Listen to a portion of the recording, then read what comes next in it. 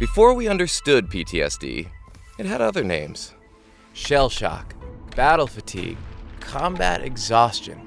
The symptoms were real: tremors, paralysis, dissociation, but often ignored or misunderstood.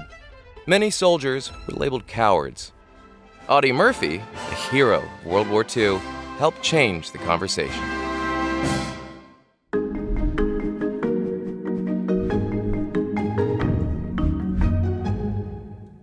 Audie Murphy was one of 12 kids in a poor sharecropping family.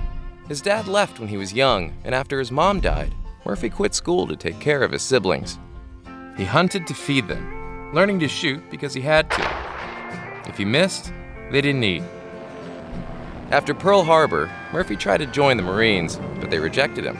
He was too young. Determined to serve, Murphy and his sister forged a birth certificate.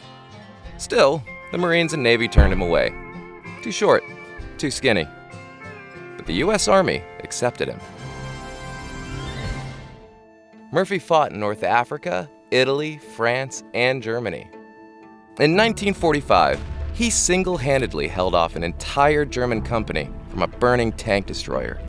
The lieutenant who fought alongside Murphy recounts, "Then I saw Lieutenant Murphy do the bravest thing I have ever seen any man do in combat.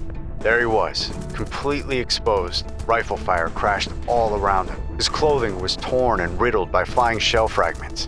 The enemy concentrated the full fury of his fire on this one-man strong point."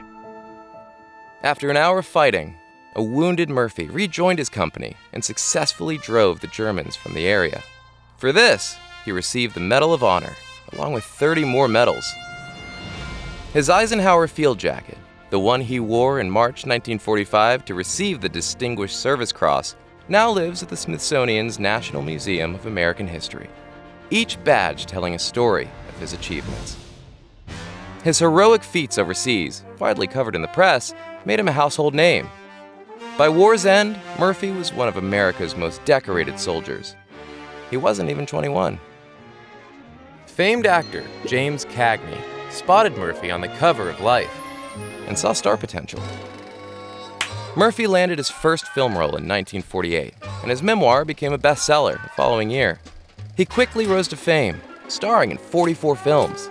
But his most iconic role came in 1955, when he played himself in To Hell and Back, the film adaptation of his memoir.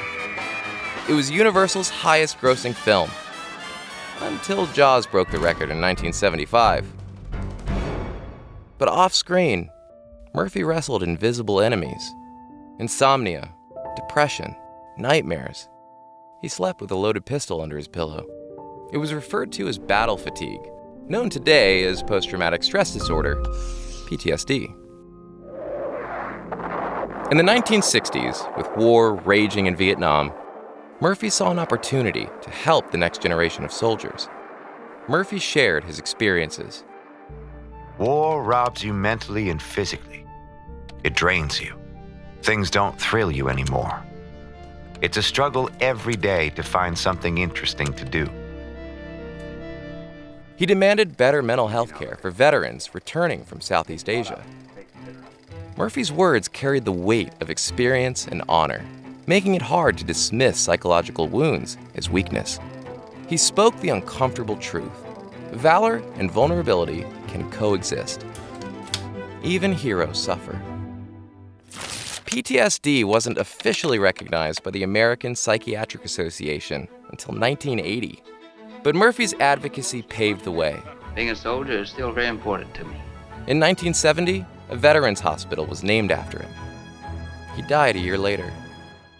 Murphy proved that bravery doesn't end on the battlefield. It begins in the fight to heal. Be sure to check out more Smithsonian stories on another episode of National Treasure.